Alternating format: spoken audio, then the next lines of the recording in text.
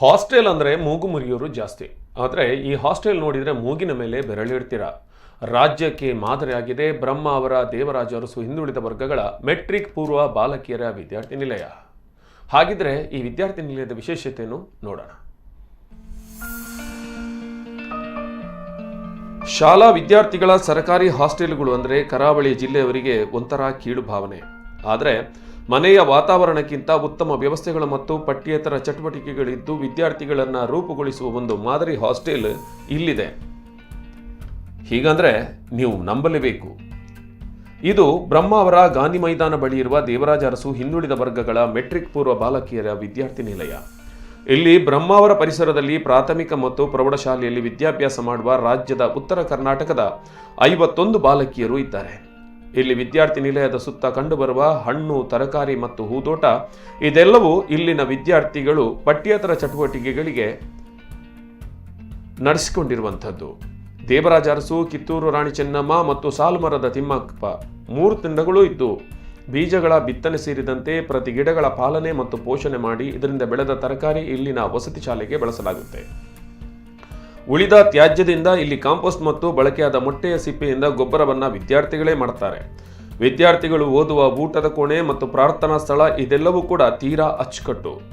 ಇಲ್ಲಿನ ವಿದ್ಯಾರ್ಥಿಗಳೇ ರಚಿಸಿದ ನಾನಾ ಚಿತ್ರಗಳು ಅವರದೇ ಕಲ್ಪನೆಯ ಕತೆ ಕವನಗಳು ಸೃಜನಶೀಲತೆಯನ್ನ ತೋರಿಸ್ತವೆ. ಪ್ರತಿ ವಿದ್ಯಾರ್ಥಿಗಳನ್ನ ಗಮನವಿರಿಸಿ ಅವರಲ್ಲಿನ ಪ್ರತಿಭೆಯನ್ನು ಹೊರಹೊಮ್ಮಿಸುವ ಇಲ್ಲಿನ ಮೇಲ್ವಿಚಾರಕಿಯರನ್ನು ಮಕ್ಕಳು ತಾಯಿಯಾಗಿ, ಗೆಳತಿಯಾಗಿ, ಅಕ್ಕನಾಗಿ ಕಂಡುಕೊಳ್ಳುತ್ತಾರೆ.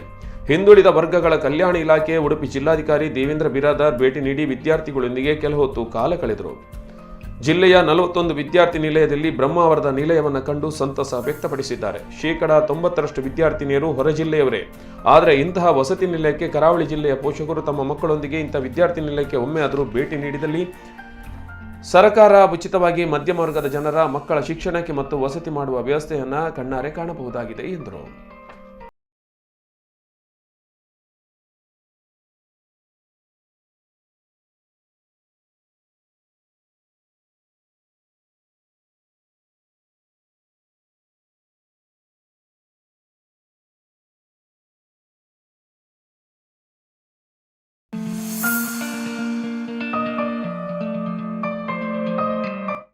ವಸತಿ ನಿಲಯಗಳಿಗೆ ನಮ್ಮ ನಿಲಯ ಮೇಲ್ವಿಚಾರಕರ ಕೊರತೆ ಇದ್ದರೂ ಕೂಡ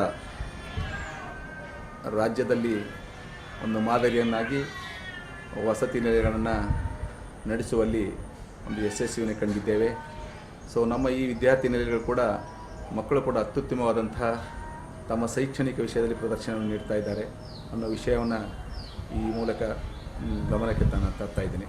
ಈ ನಿಲಯದ ಕಳೆದ ವರ್ಷದಲ್ಲಿ SSLCಯಲ್ಲಿ ಒಬ್ಬ ವಿದ್ಯಾರ್ಥಿನಿ ಅವಳು 625ಕ್ಕೆ 621 ಅಂಕ ಗಳಿಸಿ ಇಡೀ ಜಿಲ್ಲೆಗೆ ವಿದ್ಯಾರ್ಥಿ ವಸತಿ ನಿಲಯದಲ್ಲಿ ಪ್ರಥಮ ಸ್ಥಾನವನ್ನು ಅವಳು ಪಡೆದಿದ್ದಾಳೆ. ಅವಳಿಗೆ ಕೂಡ ಮಾನ್ಯ ಜಿಲ್ಲಾಧಿಕಾರಿಗಳು ಅವಳಿಗೆ ಪ್ರೋತ್ಸಾಹವನ್ನು ಮಾಡಿದರು. ಈ ಹಾಸ್ಟೆಲ್ ನನಗೆ ತುಂಬಾ ಒಂದು ಚಟುವಟಿಕೆಗಳನ್ನಾಗಲಿ ಕೈತೋಟ ನಿರ್ವಹಣೆಗಳನ್ನಾಗಲಿ ನನಗೆ ತುಂಬಾ ಕಲಿಸ್ಕೊಟ್ಟಿದೆ. ಮತ್ತಿದು ವಿದ್ಯಾರ್ಥಿ ನಿಲಯ ಅಂದರೆ ವಿದ್ಯಾಭ್ಯಾಸದೊಂದಿಗೆ ಬೇರೆ ಆದಂಥ ಚಟುವಟಿಕೆಗಳನ್ನು ಮಾಡೋದನ್ನು ಸಹ ಇದು ನನಗೆ ಕಲಿಸಿಕೊಟ್ಟಿದೆ. ಮತ್ತು ನಾನು ಈ ಹಿಂದುಳಿದ ವರ್ಗಗಳ ಕಲ್ಯಾಣ ಇಲಾಖೆಗಳಾದ ಅಧಿಕಾರಿಗಳಿಗೆ ವಿದ್ಯಾರ್ಥಿ ಪ್ರತಿನಿಧಿಯಾಗಿ ನನ್ನ ಪರವಾಗಿ ಧನ್ಯವಾದಗಳನ್ನಾಗಿ ಹೇಳುತ್ತೇನೆ. ನಾನು 10ನೇ ತರಗತಿಯಲ್ಲಿ ವ್ಯಾಸಂಗ ಮಾಡ್ತಿದ್ದು